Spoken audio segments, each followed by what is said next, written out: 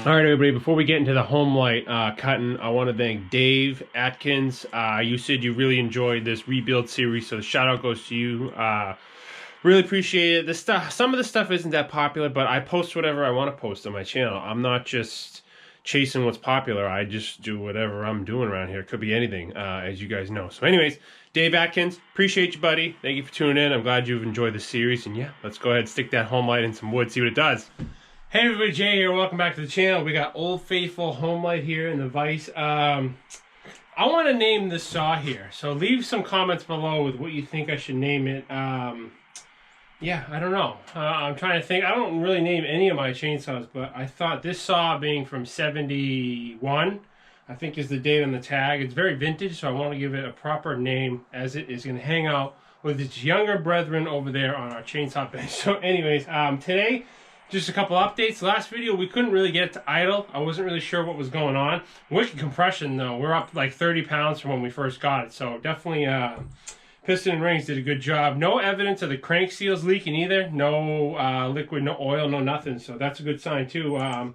What I did since last video, I adjusted the metering diaphragm, which is basically a fuel valve in the carburetor, which adjusts how much fuel is let into the carburetor. I'm thinking when it got down to a certain RPM, that flap was closing because it was choking out. But on the top end, as you heard, it ran like a banshee. So anyways, we're going to put a quick edge on it. I have the clutch and the chain, obviously, and it's all back together. I'm thinking maybe the clutch is on now. Maybe that'll help with idle, giving it more centrifugal force. But anyways, yeah, let's go ahead and put an edge on this real quick, and then let's go stick it in some wood and see if we can fine-tune it and see what it does. So yeah, let's hang out for the day. So let's get right to it.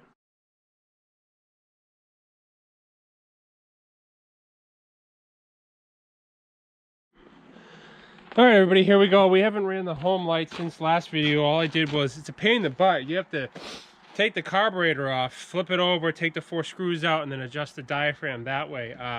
So it's really kind of a pain in the you-know-what. It's tough to get wrenches in there, so hopefully it runs better. So this saw is cold for all you non-believers here. This is the exhaust.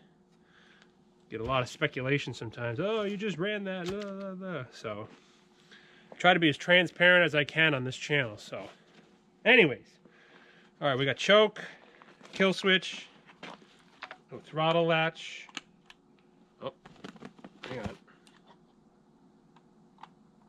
We screwed the choke up again.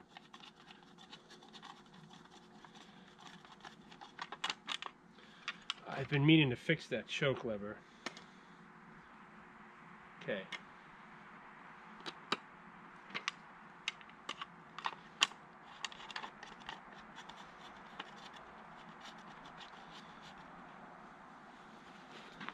All right, so here we go. Choke is on. Kill switch is on. Hang on.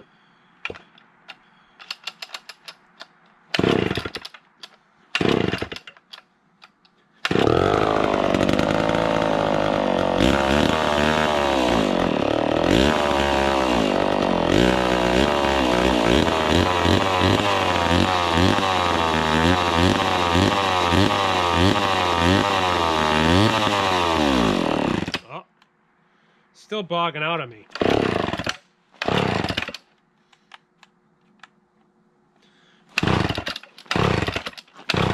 Come on, baby.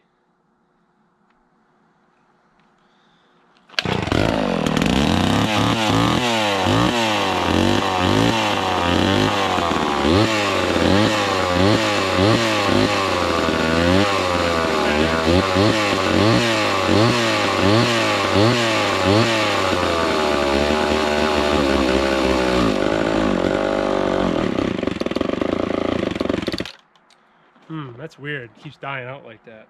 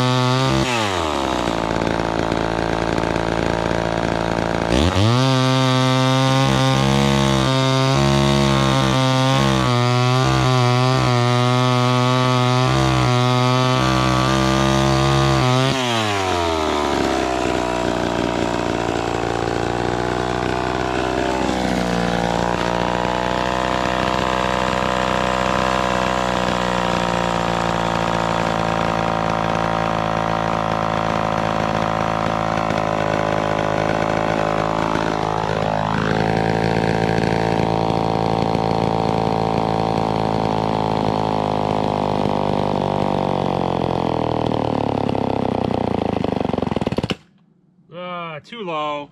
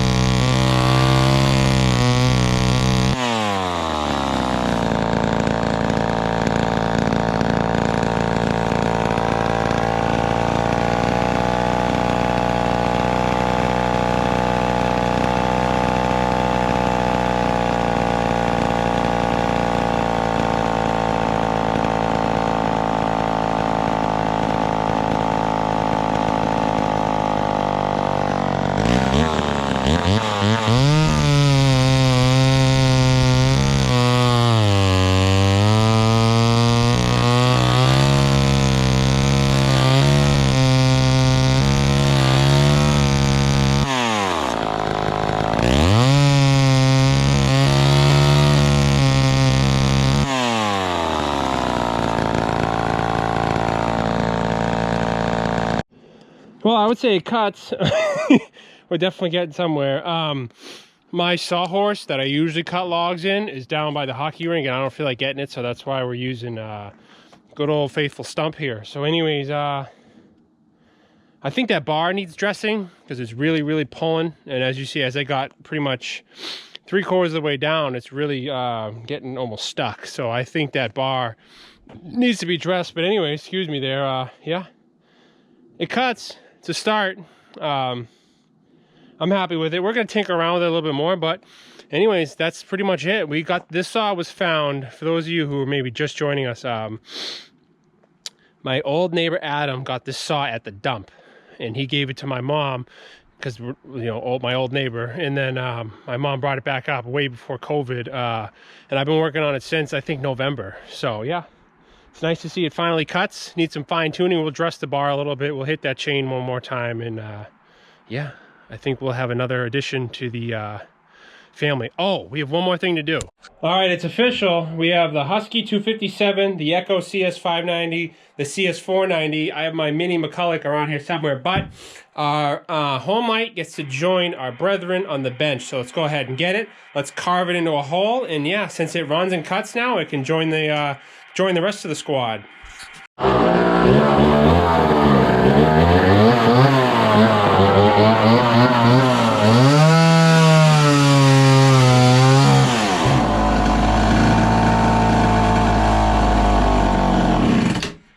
All right, it's part of the family now.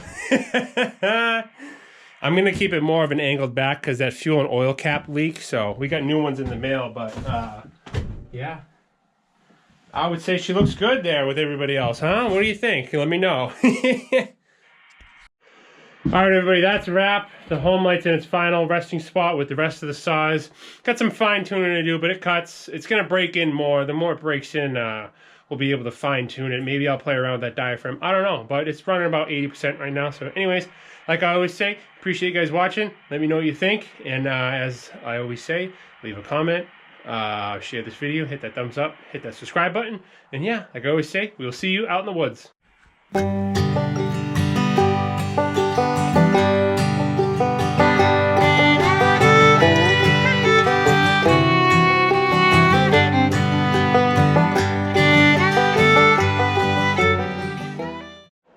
All right, everybody, before we rip into the Homelight, I want to thank my good subscriber, Dan Atkins. Thank you for always tuning in, buddy. I appreciate it. You've been following the build here.